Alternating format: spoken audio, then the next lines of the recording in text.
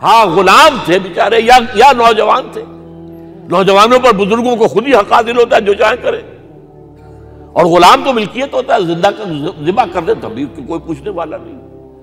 تو جو بیت رہی تھی بلال پر, ابو فقیہ پر, زنیرہ پر, جو ان پر بیت رہی تھی, جو خباب پر بیت رہی تھی, جس طرح ہلاک کیا گیا ہے حضرت سمیہ کو, حضرت یاسر کو, یہ ساری تکلیفیں انہیں بھی تھی. لیکن کیا اس کا یہ بالواسطہ ایذا محمد کے لیے نہیں تھا صلی اللہ علیہ وسلم.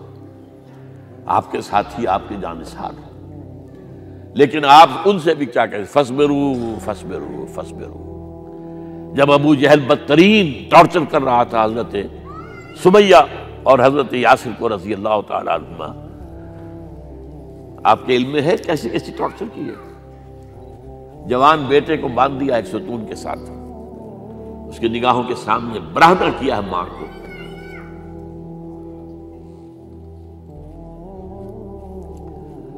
ہاتھ میں ایک مورتی ہے. جب تنگ آ گیا, ستا کر تنگ کر کے مار مار کے حضرت سمیہ ٹس سے مس نہیں ہو رہی. کہتا ہے تم ایک دفعہ کہہ دو سمیہ کہ ہاں اس مورتی میں بھی کچھ ہے, میں تمہیں چھوڑ دوں. انہوں نے تھوک دیا, برچھا مارا ہے شرمگاہ کے اندر.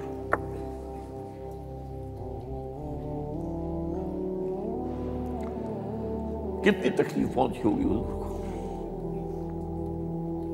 لیکن آپ گزر رہے, اصبروا یا آل یاسر فإن موعدکم الجنہ. اے یاسر کے گھر والوں صبر کرو, تمہارے استقبال کی تیاریاں ہو رہی ہیں جنت. یہ سیرت کچھ بناتا سناتا ہے. یہ سیرت یاسر کے ساتھ کیا کیا ہے, 4 اونٹ نر سانڈ, اور ان کے ساتھ رسے باندھ کر ایک رسے سے ان کا ایک بازو باندھا, ایک سے دوسرا بازو, ایک سے ایک ٹانگ, دوسرے سے دوسری ٹانگ. انہیں دوڑایا ہے کہ پرکھتے ہو جیسے قسم کے. یہ دین ایسے ہی قائم نہیں ہوا. عدل و انصاف کا نظام ٹھنڈے ٹھنڈے قائم نہیں ہوتا, گھر میں آرام سے بیٹھے ہوئے قائم نہیں ہوتا. اور سنیے, 3 برس شیب بنی ہاشم کے تو قید ہے, 3 برس. اور یہاں کی قید پر قیاس نہ کریں. یہاں تو جیل میں کھانے کو ملتا ہے, راشن ملتا ہے, جیسا بھی ملتا تو ہے نا. اور لیڈروں کے لیے تو class A class B class ہے. اب تو ان کا تو لیڈر تو لوگ جب آتے ہیں جیل کاٹ کر معلوم ہوتا ہے کہ شاید کسی صحت افزا مقام سے تشریف لا رہے ہیں. وہاں کیا تھا, ٹوٹل بائیکاٹ. ایک گھاٹی, ادھر پہاڑ ادھر پہاڑ, دونوں طرف جو ہے پہرے, کوئی کھانے پینے کی چیز اندر نہیں جائے گی. اور پورا خاندان بنی ہاشم, وہ بھی کہ جو ایمان نہیں لائے, وہ قبائلی زندگی تھی نا. بنو ہاشم چونکہ حضور کو پشت پناہی چھوڑنے کو تیار نہیں ہوئے, ابو طالب نے آخری وقت تک بھی ساتھ نہیں چھوڑا.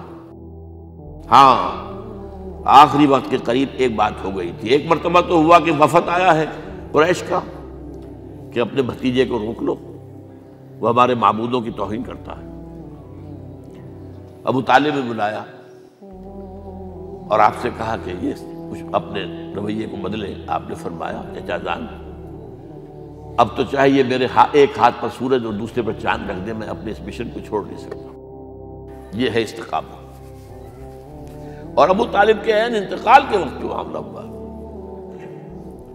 جب وفد آیا ہے کہ ٹھیک ہے اب ہمارا جو ہے صبر کا پیمانہ لبریز ہو گیا ہے, اب ٹھیک ہے آ جاؤ میدان میں, تم بھی ساتھ چھوڑنے کو تیار نہیں ہو. ابو طالب نے بلایا اس کو, بھتیجے مجھ پر اتنا بوجھ نہ ڈالو جو میں برداشت نہ کر سکوں.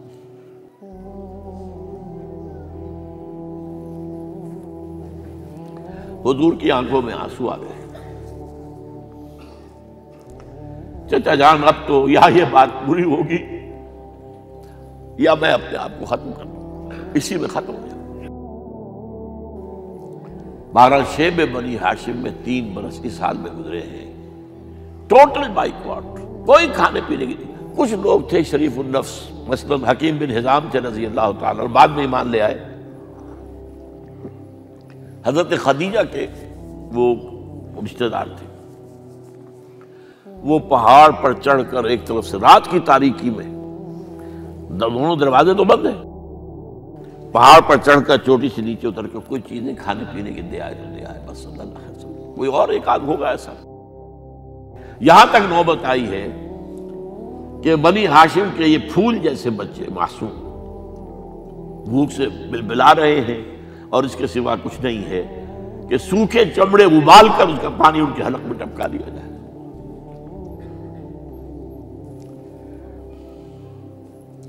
اور جو ہوا وادی طائف میں، جب مکے والوں نے فیصلہ کر لیا کہ آپ قتل کر دو، ابو طالب بھی فوت ہو چکے ہیں، اب کوئی اندیشہ نہیں، کوئی خانہ جنگی شروع نہیں ہوگی، کوئی انٹرا ٹرائبل وار نہیں ہوگی،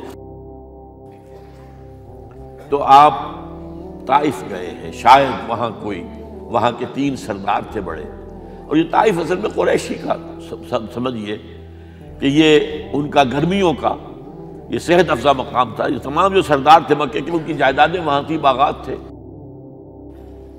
اور وہاں کے بھی 3 سردار تھے، تو شاید ان میں سے کسی کو اللہ توفیق دے دے۔ وہاں گئے ہیں اور صرف ایک ساتھ ہیں، حضرت زید بن حارثہ، حضرت ابو بکر بھی ساتھ نہیں تھے، سائے کی طرح ساتھ رہنے والا بھی ساتھ نہیں تھا۔ وہاں جا کر جو آپ نے تینوں سے بات کی ہے، تینوں نے وہ باتیں کہی ہیں جو کلیجے کو چیر جائیں۔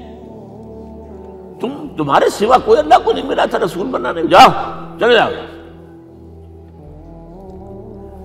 ایک کہتا ہے فوراً چلے جاؤ یہاں سے، اس لیے کہ ہو سکتا ہے کہ تم سچے ہو تو کہیں میں تمہاری توہین نہ کر دوں، اور یہ بھی ہو سکتا ہے تم جھوٹے ہو تو جھوٹے کو میں منہ نہیں لگانا چاہتا۔ 3 دن کی یہ سختی، اور اس میں کیا ہو رہا ہے؟ اسٹریٹ ارچنز جو کہلاتے ہیں ہمارے یہاں، ٹھوکرے گلیوں کے، انہیں اشارہ کر دیا ذرا ان کی خبر لو، اب وہ پتھراؤ کر رہے ہیں۔ جیسے ہمارے ہاں کوئی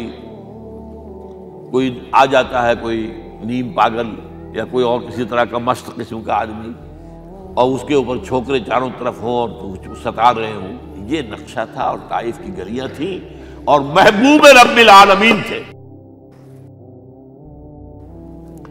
ادھر سے پتھر آ رہے ہیں تو زید بن حارثہ رکاوٹ بن گئے ہیں، لیکن پیچھے سے آ رہے ہیں، وہ کیسے روکیں گے؟ پیچھے جاتے ہیں تو ادھر سے آ رہے ہیں۔ جسم لہو لہان ہے، خون رس رس کر زخموں سے جوتیوں میں آ کے جم گیا ہے۔ پھر وہاں سے آپ نکل کر گئے ہیں، ایک باغ میں تھوڑی سی پناہ لی ہے تھوڑی دیر کے لیے، جوتے بڑی مشکل سے اترے ہیں، خون جمع ہوا، اور وہ جو پھر دعا نکلی ہے آپ کے، وہ کلیجے کو چیر جانے والی ہے۔ اللہم الیک اشکو ضعف قوتی وقلت حیلتی وحوانی علی الناس، اے اللہ تیری جناب میں فریاد لے کر آیا ہوں، اپنی قوت کی کمی کا، اپنے وسائل کی کمی کا، اور لوگوں میں جو رسوائی ہو رہی ہے، الی من تکلنی الی بعید یتجہمنی او الی عدو ملکت امری، مجھے کس کے حوالہ کر دیا ہے؟ مجھے دشمن کے حوالے کر دیا جو چاہے میرے ساتھ کر گزرے۔ فریاد ہے کہ نہیں؟ بڑی زوردار فریاد ہے، بڑی زوردار، لیکن پھر مقام عبدیت کا ظہور ہوتا ہے۔ ان لم یکن علی غضبک فلا ابالی،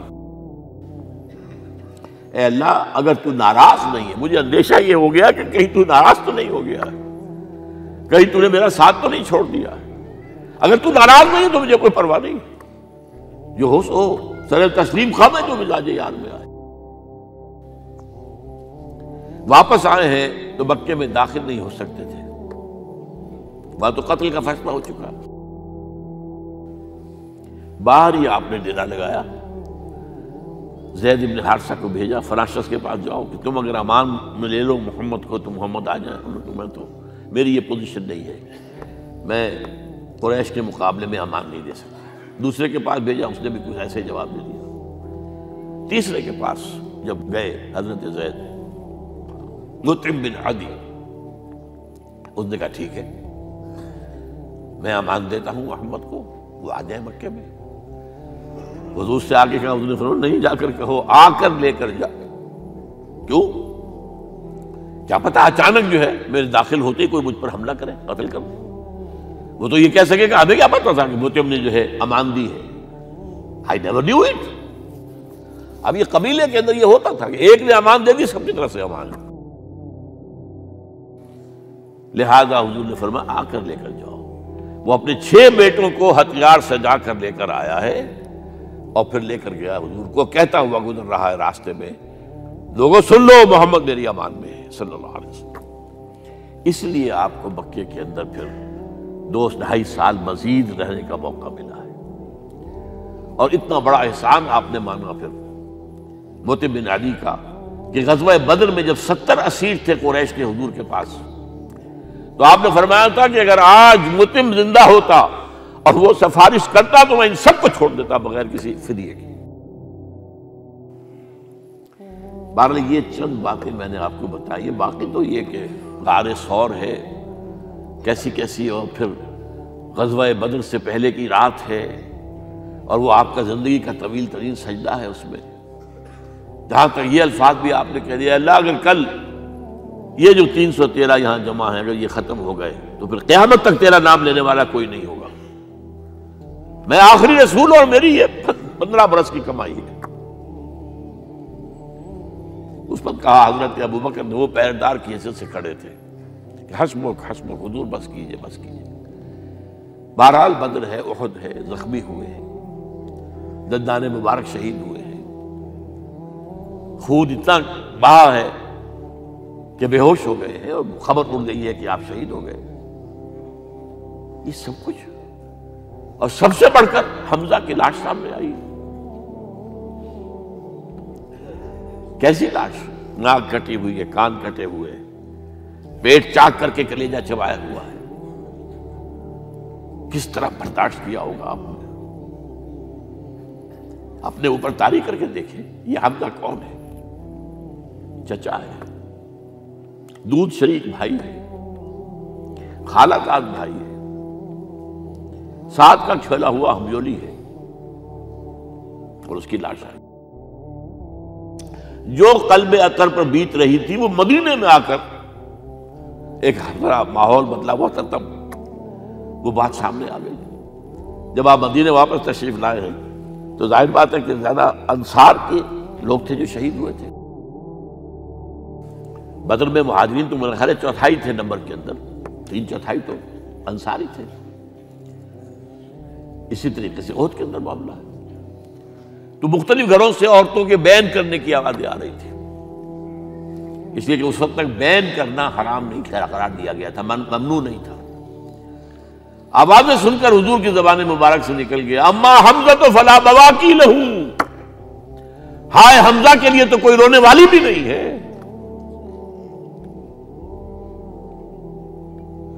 اس پر پھر صحابہ نے، انصار نے اپنے ہاں کی خواتین کو حضرت صفیہ کے یہاں بھیجا، وہ سگی بہن تھی، وہاں انہوں نے جا کے بھی تعزیت کی بہن کی۔ غزوہ احزاب کا آپ نے سنی لیا، اسوہ رسول پر نہ معلوم کیا کیا باتیں چیز لوگوں میں مشہور ہو گئی ہیں۔ اسوہ کا لفظ آیا کہاں ہے قرآن میں؟ سورہ احزاب میں۔ وہ اسوہ کیا تھا؟ جب خندق کھودنے کا فیصلہ ہوا ہے تو خندق کھد رہی ہے، حضور بھی لگے ہوئے ہیں، بھاری بھاری پتھر اٹھا کر کندھے پر لا کر باہر پھینک رہے ہیں، پتھریلی زمین تھی، ایک پتھر کسی سے ٹوٹا نہیں تھا، تو حضور نے جو ہے 3 دفعہ جو اس کے اوپر ضرب لگائی تب ٹوٹا ہے۔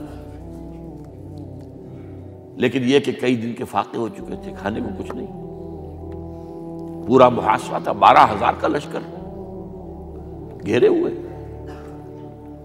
یہاں تک کہ آپ کو معلوم ہے کہ گھروں کے اندر بیت الخلا تو نہیں ہوتے، باہر جاتے تھے قضاء، اس کا کوئی امکان نہیں۔ شدید ترین آزمائش جو ہوئی ہے اس کا نتیجہ ایک طرف یہ نکلا کہ منافقین کا نفاق ان کی زبانوں پر آ گیا۔ قرآن مجید میں ہے یہ انہی آیات میں، ما وعدنا اللہ ورسولہ الا غرورا، ہمیں تو اللہ اور اس کے رسول نے دھوکہ دے کے مروا دیا۔ ہم سے کہا تھا کہ قیصر و کسریٰ کے خزانے تمہارے قدموں میں آئیں گے، اور حال یہ ہے کہ اب رفع حاجت کے لیے باہر نہیں جا سکتے، کھانے کو کچھ نہیں۔